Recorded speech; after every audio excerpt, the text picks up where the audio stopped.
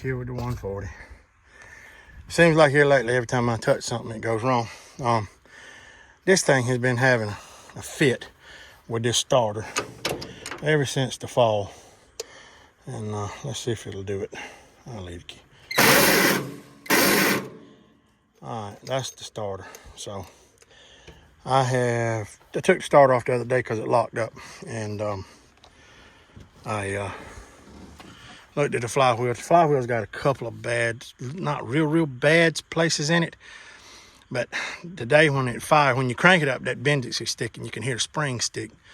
So we have got a fresh rebuilt starter. So we are going to swap this thing out real quick, and then I'll take that one and get it rebuilt. I don't know how old that starter is. Matter of fact, that starter,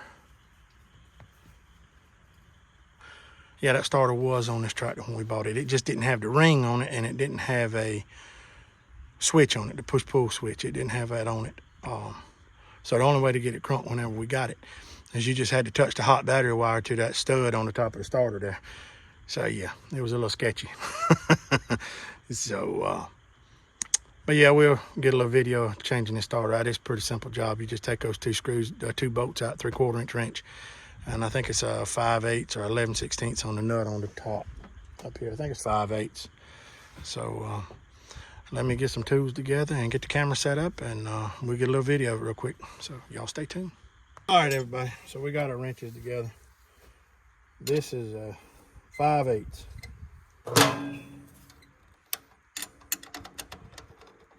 I should have unhooked the battery cable, but that thing is a pain in the behind. So I'm gonna do as I say and not as I do kind of deal. Might be wise to take the battery cable loose from the battery, but we're gonna do it quick. So maybe no arky sparkies. We'll wrap it with a rag just to make sure. So it should be all right, no problems. Because it don't take too long to change this starter. So get the Carter key out. A little bit aggravating thing here, but there you go. Take the rod loose and 3/4 inch wrench. In a few minutes we'll have it out. Or have it off. So it'd be nice if you could get a ratchet wrench or a ratchet on it itself, a socket and ratchet, but you stuck to old school. A box end wrench works pretty good. 12-point, if you got a 12-point, works really good. So you can, 6-point might be a little aggravating, but like I said, just a quick, it's not too bad. Like I said, you get them loose. If I can get my fingers in there to it. It'd probably be a little bit easier if I'd have took that draft bar off, but by the time I got the draft bar off, got the draft link off, and got I could have done had the starter off and moving on, or putting it back on by then. You know what I mean? So one bolt.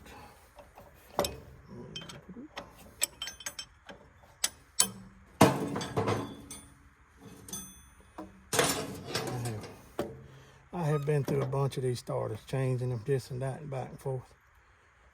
That A that I was covered in potatoes up with a while ago. Ooh-wee. I went round and round and round with that starter. It would get stuck on the flywheel, man. Oh, mercy.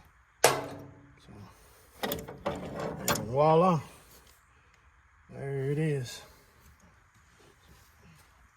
Out with the old, in with the new. So we go. The flywheel's starting to get a little chewed up, but it's not terrible bad. So get this one back in there. It's starting to get dark and calling for rain tomorrow. It ain't long it's gonna be dark, but the days are getting longer. So try to get this done. Do a little quick video on this. Just completely real in depth. I should have showed some pictures of that flywheel, but yeah, it'll be okay, I think. I'm pretty sure most of y'all have seen a flywheel, teeth on a flywheel, or anybody that's had any dealings with one of these old tractors. There's probably some of you that hadn't. I'm gonna break that 404 apart probably next week, because this not gonna be but about probably 3 weeks, and it's gonna be time to start putting corn in the ground. So I got to get that throw out bearing replaced on that tractor. So, and when I pull that apart, I'll show a little more about the flywheel and the clutch and all that. So, I know my hand's probably been in the way, and my head and everything else in this video, so I apologize for that in advance. So try to get these things snug, but I don't want them too terrible. You know, I don't want to break nothing. So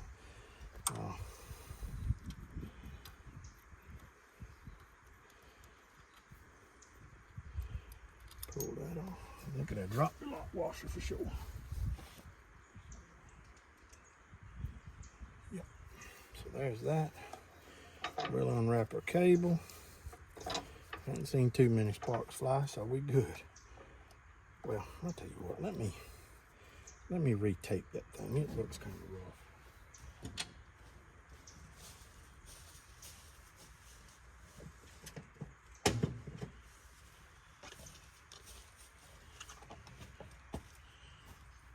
We'll tape it up with some pretty red tape. I'll leave that old tape on there, just a little bit of added insulation there. Just tape this thing up good and tight right there.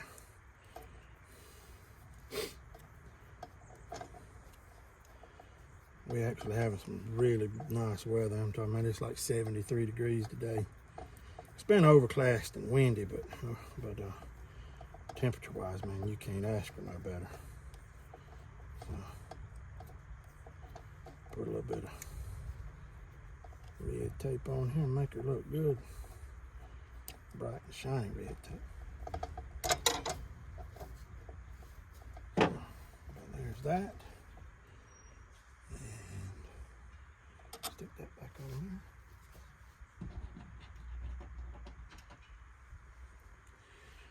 Here's the, get it tightened down. And we'll be in the short rows.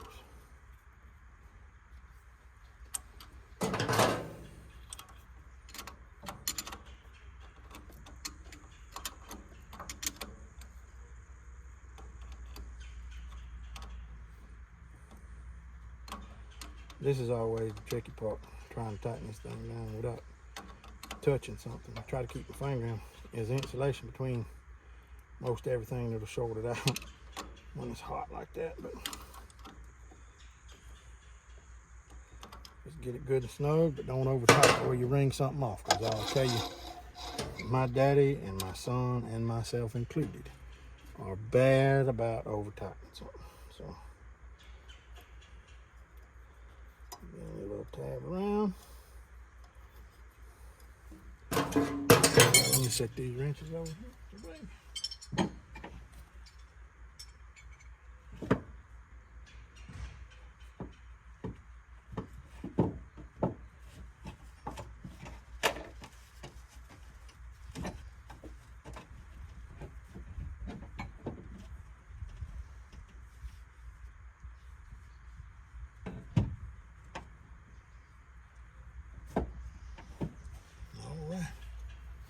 Well, let's see what happens. Oh, way better. It's out of gear. Give it a little fuel. Turn the key on. Voila, she's back in business. So, yep. A starter will be a pain in the behind if you let it. So, like I said, just a quick little video here about changing the starter out. Just trying to get a little content. Just to keep the channel going. So, like I said, thank all y'all for subscribing. Thank y'all for watching.